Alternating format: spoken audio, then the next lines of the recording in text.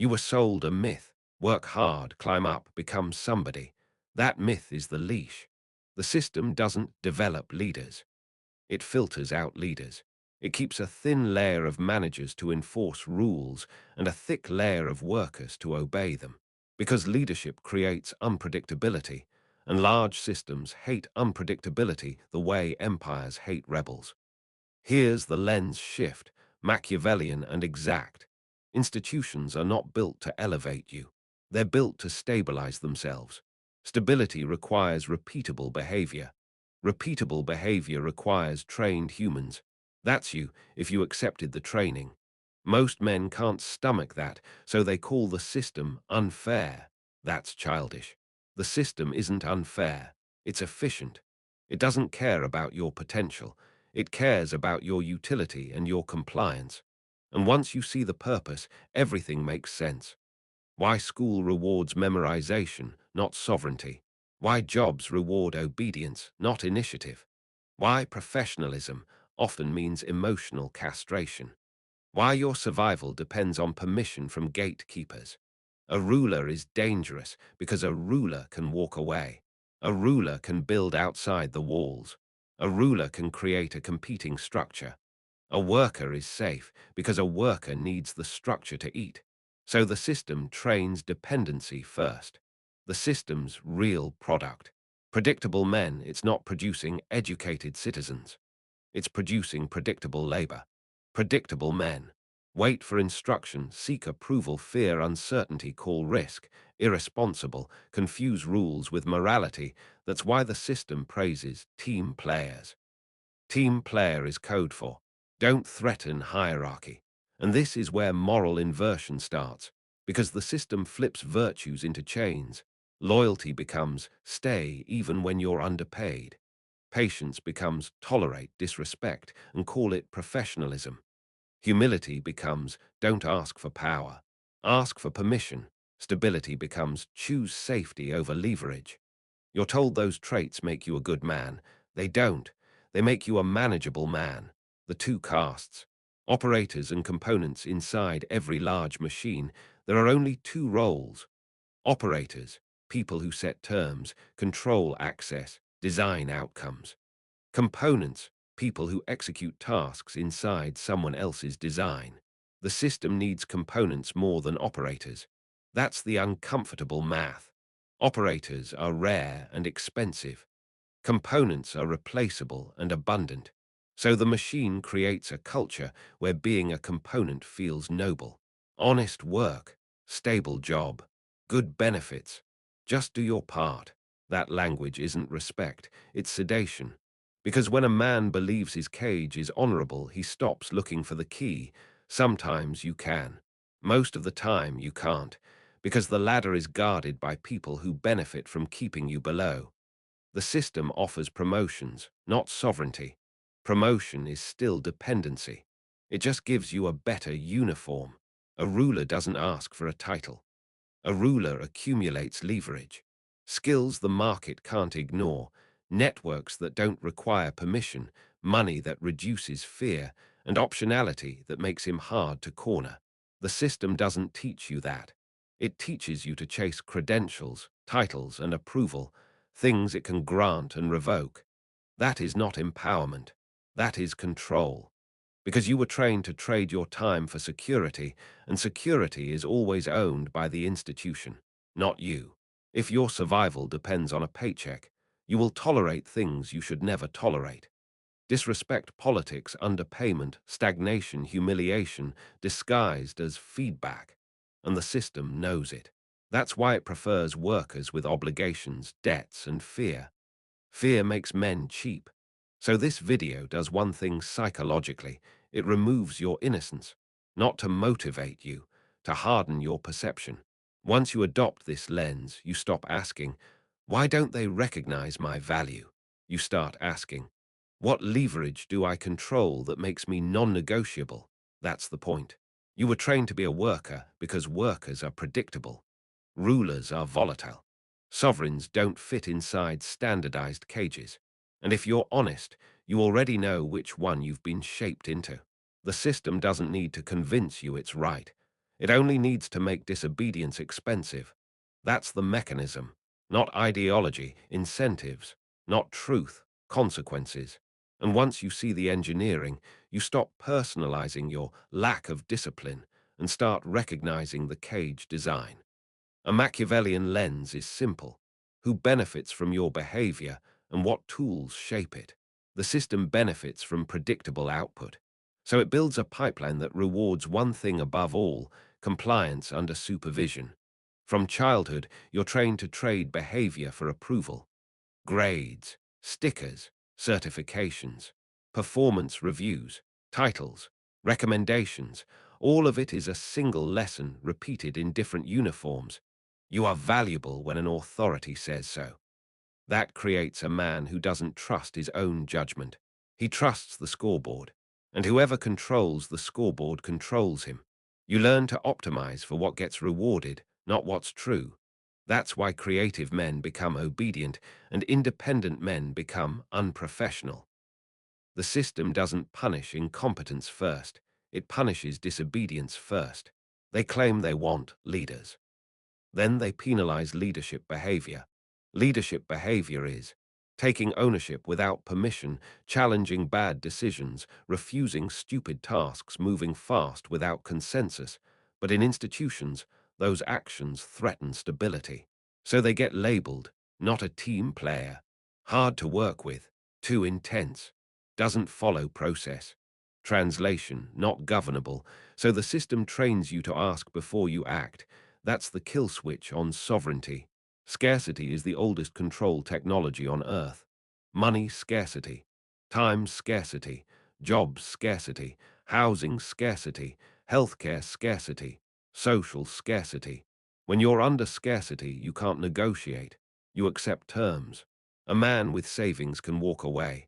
A man with debt cannot. So the machine quietly pushes debt as normal adulthood.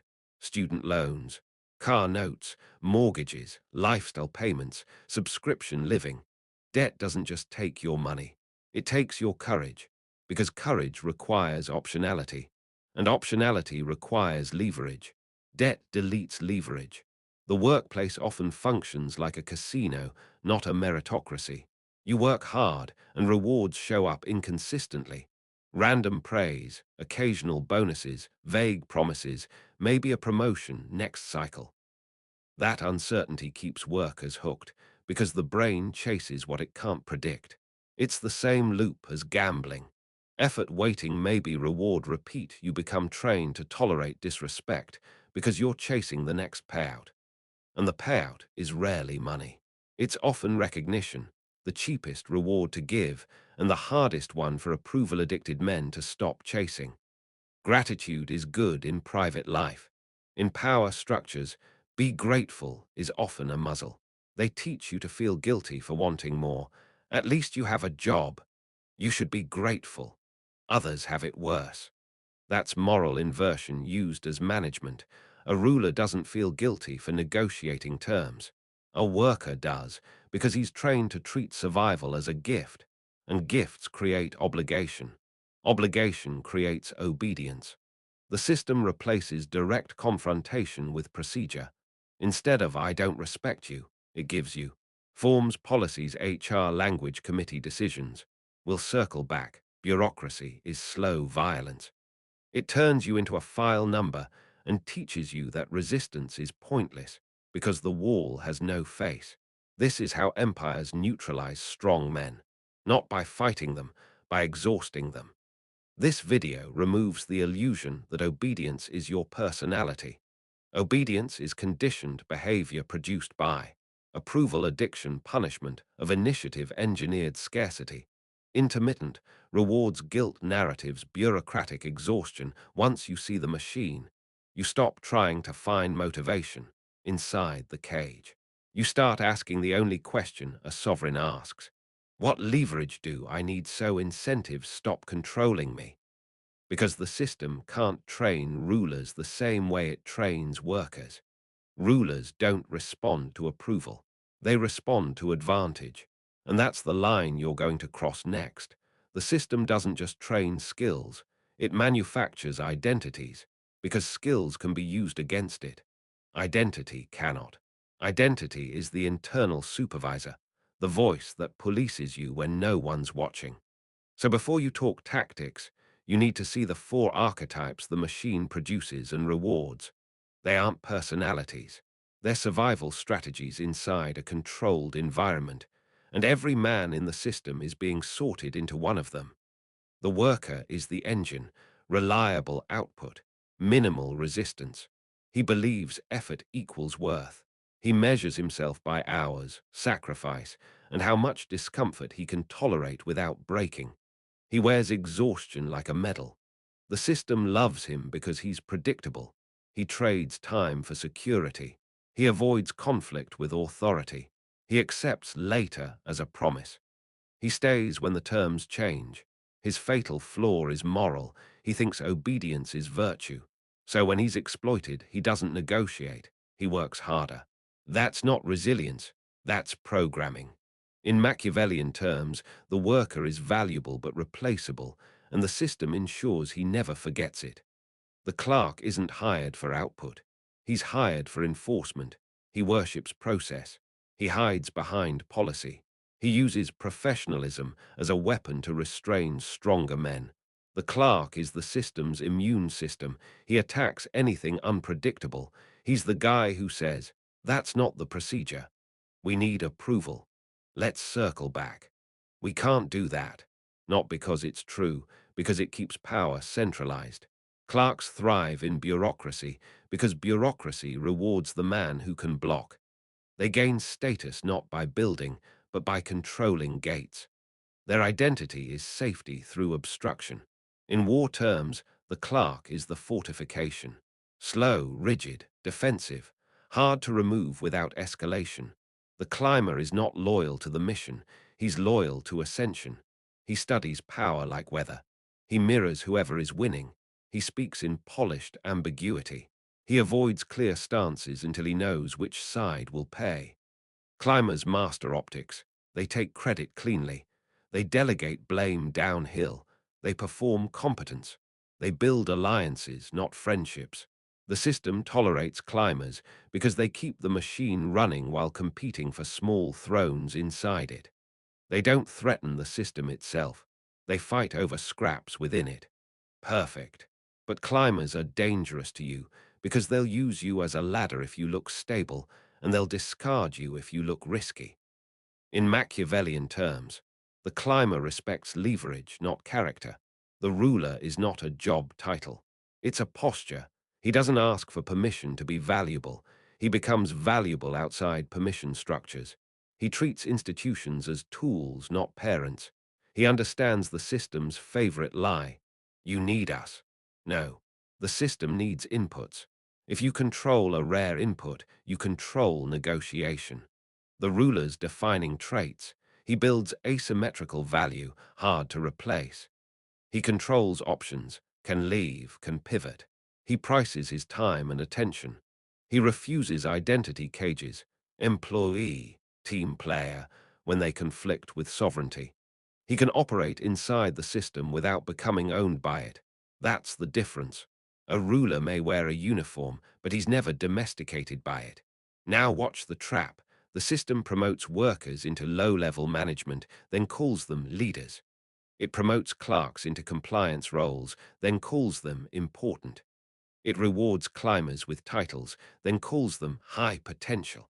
But it rarely promotes rulers. It tries to contain them or eject them. Because a real ruler doesn't stabilize the machine, he destabilizes it by introducing alternatives. If you're sovereign, you're not easy to govern. So the psychological purpose of video part is diagnosis. If you're a worker, you're being farmed for output. If you're a clerk, you're being used to police others. If you're a climber, you're safe until you threaten someone bigger. If you're becoming a ruler, you'll attract resistance because you're no longer compliant. The system doesn't hate you, it classifies you. And classification determines your ceiling. The system doesn't fail you by accident. It does exactly what mass systems have always done. Standardize humans into predictable parts. Empires don't fear bad workers. They fear men who can't be standardized, Because unstandardized men create rival centers of power. This is older than corporations, older than schools. It's the logic of every structure that tried to last longer than one generation, reduce variance, increase compliance, punish sovereignty. A ruler thinks in territories. A system thinks in throughput. So it builds a world where throughput looks like virtue and sovereignty looks like a personality defect. An empire can't negotiate with millions of individual wills. It can't tailor incentives to your unique psychology. That's expensive and unstable. So it does what any strategist does with unreliable troops. It drills them until they move the same way. Standardization isn't education. It's mass coordination. Same schedules, same milestones, same credentials, same best practices, same language. Even your ambition gets standardized. Climb this ladder, earn this title, buy this lifestyle, retire on this timeline. When you follow the script, you're easy to place, easy to manage, easy to replace. That's not cynical, that's the design requirement. The good worker is selected against when power consolidates. Here's the bitter part. The man who excels inside the rules often gets deleted when rules change, because consolidation doesn't reward effort. Consolidation rewards position. When budgets tighten, when departments merge, when leadership shifts, when automation hits, what survives isn't the hardest worker. What survives is the man with leverage. Skills that directly move money or control risk relationships, that make decisions bend assets, that let him walk away reputation, that creates external demand. The good worker has pride in being dependable. The system uses that pride as a harness. Then, when the numbers change, it drops him like a spare part. This is why loyalty is dangerous in structures that don't love you back. Loyalty makes you stay in a burning building because you think leaving is betrayal. A Machiavellian lens calls it correctly. Institutions don't have loyalty. They have utility. Modern empires don't crush you with open force. They crush you with procedure. Procedure is the perfect weapon because it removes the enemy's face. You can't fight a form. You can't intimidate an inbox. You can't negotiate with policy. Bureaucracy is how power avoids accountability while enforcing obedience. And it does something more lethal than simple control. It erodes the belief that action matters. You submit a request. You wait. You get a generic response. You appeal. You wait again. Eventually you stop trying. That's the win condition. Learned compliance. Not because you're stupid, because you're tired. Exhaustion is the system's favorite sedative. Even if the institution never touched you, the herd would. Most men don't need authority to police them. They police themselves and each other because it's safer to attack the outlier than to question the structure. So when you stop playing the game, you get hit with moral language. Who do you think you are? That's unrealistic. Be grateful. Stop being arrogant. Just do what you're told. Translation: return to your assigned role. The herd fears sovereign men because sovereign men expose the lie that obedience is necessary. The outlier creates a dangerous question in other people's minds.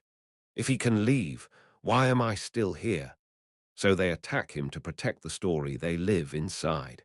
That's why the system rarely needs to hunt you. It delegates the hunting to your coworkers, your family, your friends, anyone invested in the status quo. You become a man with no negotiation power. Standardization produces one end state: replaceability. Replaceability is not a moral failing. It's a strategic weakness. If you can be replaced quickly, you can be paid less. If you can be paid less, you can be controlled more. If you can be controlled more, you will tolerate humiliation. That's the chain.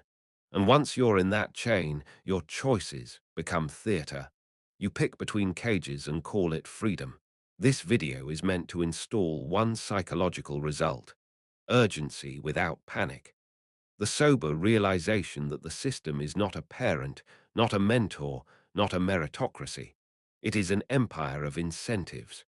And empires don't promote sovereignty, they ration it. You don't beat a system by working harder. That's worker logic. You beat it by becoming expensive to replace and difficult to corner. The system only respects two things: scarcity and leverage. Everything else, loyalty, passion, grit, is decoration used to keep you producing. So here's the shift. Stop thinking like an employee. Start thinking like a supplier in a war economy. Employees ask for raises. Suppliers raise prices because suppliers control inputs. Asymmetrical value means your output isn't measured by hours. It's measured by impact the system can't easily replicate. Most workers build generic competence, tasks, tools, credentials. That creates replaceability. You build one of these instead. Revenue capture, you directly bring money in. Risk control, you prevent costly failure. Bottleneck ownership, you control a step no one else can run. Specialized knowledge tied to outcomes, not trivia, not certificates. When you control a bottleneck, you stop being labor. You become infrastructure, and infrastructure doesn't beg. The system trains you to fear leaving. Fear is the leash. Remove fear and the leash snaps. Exit optionality is built with cash buffer, time bought in advance, external demand. People outside the system want your skills. Modular income streams, not dreams, actual channels. A second operating lane, side clients, consulting, productized skills. You don't need to become a billionaire. You need enough runway that, no, doesn't threaten your survival. A man who can leave becomes hard to manage. That's why the system hates him, quietly. Performance reviews, praise, potential, company culture, these are narcotics. Approval is how they pay you twice, once with money, once with attention. And attention is cheaper. So you stop chasing recognition and start tracking only. Terms, pay, scope, authority, flexibility, outcomes. What changes because you exist? Positioning. Who depends on you? Options. What you can do without them. A Machiavellian rule. If they can reward you with compliments, they can control you with silence. Be immune. Workers are always reachable. Rulers are scheduled. Availability is pricing. The more available you are, the less you're valued, because availability signals surplus. So you tighten access. Fewer immediate replies, fewer quick favors. Fewer unpaid extra tasks, boundaries on scope creep, not emotionally. Structurally, you become the man who requires a request to be framed properly. Clear scope, clear deadline, clear trade-off. You train others how to approach you. That's authority without yelling. Petitioners ask, "Can I have?" Merchants state, "Here's what I do, here's what it costs, here are the terms." You don't negotiate your worth. You negotiate terms of exchange. I can take this on if X is removed. If the deadline moves up, resources increase. If scope expands, compensation changes. If you need priority, something else drops. This is not aggression. It's adult leverage. And if they refuse, you don't argue. You let the refusal stand and you adjust your investment. Less output, less urgency, less availability. You stop donating value to people who won't pay for it. The system isolates workers. Isolated men are dependent. Your network is not friends. Your network is exit doors. People who can hire you, people who can refer you, people who control opportunities, people who know your reputation outside your current cage. A sovereign always has another route. This chapter's psychological objective is simple. Replace work ethic, worship with leverage worship. Because the system doesn't reward effort. It rewards position. So you stop trying to be the best worker in the cage and start building the keys. Asymmetrical value, optionality, access control, and merchant-level negotiation. That's how you survive a machine designed to grind down men who can't walk away. If you're still hoping the system will notice you're already owned. That hope is the employee mind, a domesticated identity that trades sovereignty for permission. It doesn't matter how skilled you are. If your identity is obedient, your leverage collapses the moment an authority frowns. Not of your job, of the version of you that needs a job to feel safe. The employee mind has three chains. Chain one, security is worth submission. Security is the oldest drug institutions sell, and it works because it targets male fear, uncertainty, instability, being judged as irresponsible. So you accept bad terms to avoid discomfort. You stay quiet to avoid conflict. You comply to avoid risk. That's not responsibility, that's conditioning. Chain 2. Work ethic equals self-worth. This is the most profitable lie ever sold to men. It makes you overproduce and undernegotiate. It turns exhaustion into identity. You think, if I just deliver more, they'll respect me. They won't. They'll normalize it. Then they'll demand it. Then they'll replace you anyway if the spreadsheet tells them to. Chain 3. Authority equals legitimacy. The employee mind treats approval like oxygen. A manager's praise feels like love. A performance review feels like judgment day. A title feels like identity. That's why you flinch when challenged. That's why you over-explain. That's why you accept disrespect disguised as feedback. A sovereign doesn't flinch at authority. He evaluates it. Kill the need to be seen as professional. Professional often means emotionally neutered, compliant, agreeable, harmless. A man hiding behind professionalism is a man afraid of consequences. He'd rather be liked than be costly to cross. You don't abandon discipline. You abandon the need to look safe. Your new standard: calm, direct, unromantic enforcement of terms. Kill loyalty to structures that don't bleed for you. Institutions don't love you. They don't remember your sacrifices. They remember your output and your replaceability. Loyalty inside a machine is a leash, especially for men who were raised to stick it out. You replace loyalty with a harsher virtue, alignment. If the structure aligns with your interests, you cooperate. If it exploits you, you detach. No resentment, no speeches, just withdrawal of value. That is Machiavellian. Morality doesn't feed you, position does. Kill the identity of employee. Replace it with operator. An employee thinks, what do they want me to do? An operator thinks, what do I control? Operator identity is built on ownership. Ownership of scarce skills, ownership of outcomes, ownership of time, ownership of exit routes. You stop asking for permission to move. You move, then let the system react. That shift alone changes how you're treated, because the system senses when a man has options. Options are intimidation without threats. Fear makes you predictable. Predictable men are easy to manage. Your new rule: never make major decisions while afraid of losing approval, income, or comfort. Fear decisions always choose the cage. Instead, you build buffers, networks, and skills specifically so you can act without fear. That's what sovereignty actually means: the ability to absorb short-term discomfort without collapsing. Here's who replaces the employee mind. He doesn't beg for raises. He increases leverage, then renegotiates.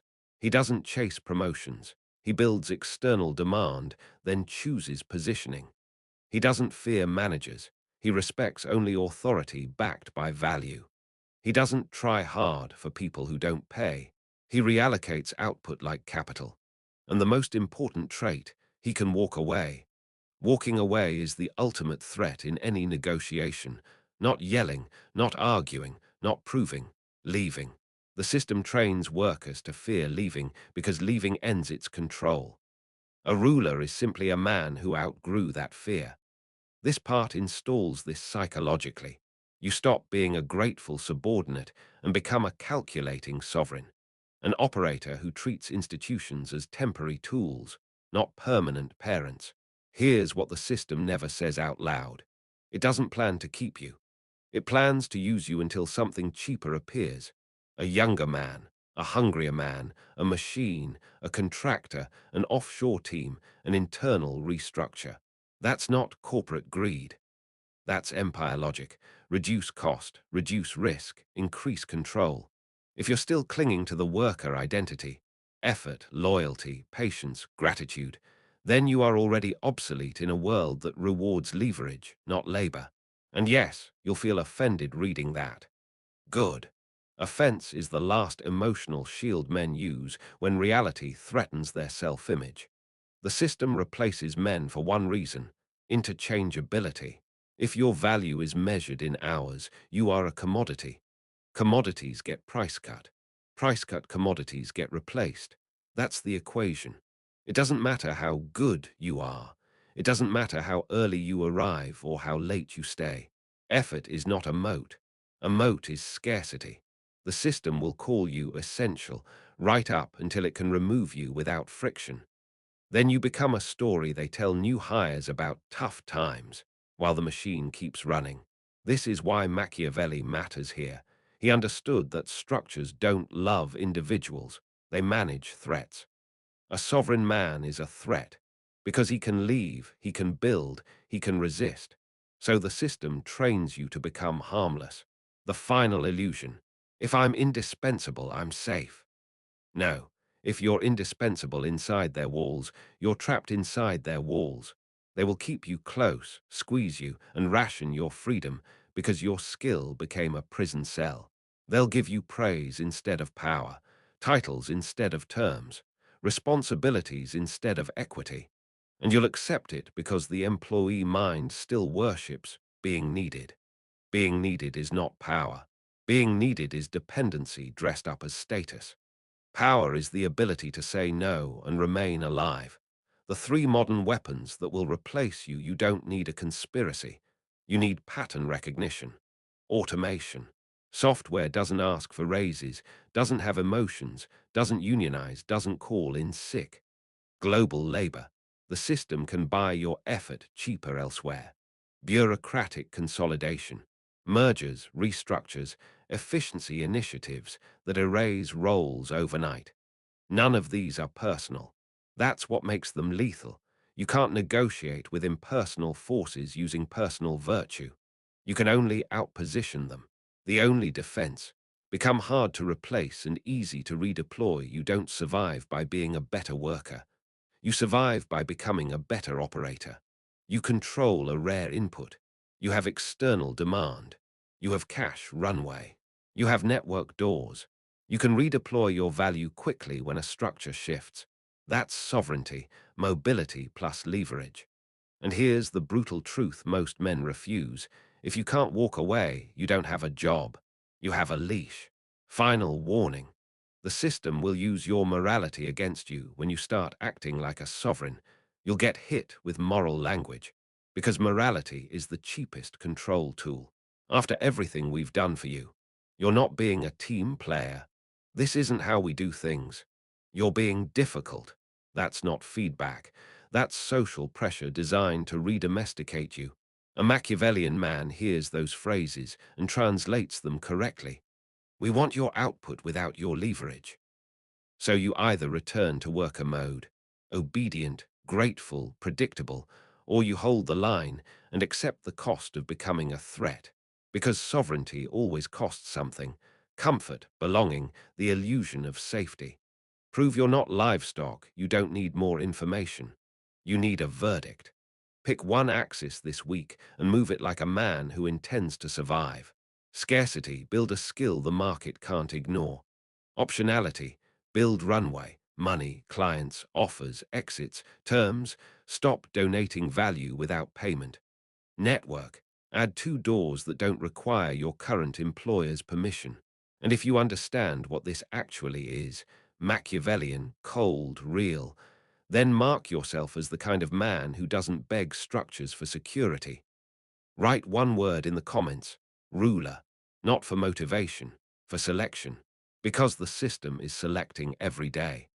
The only question is whether you're being selected as an operator or as inventory.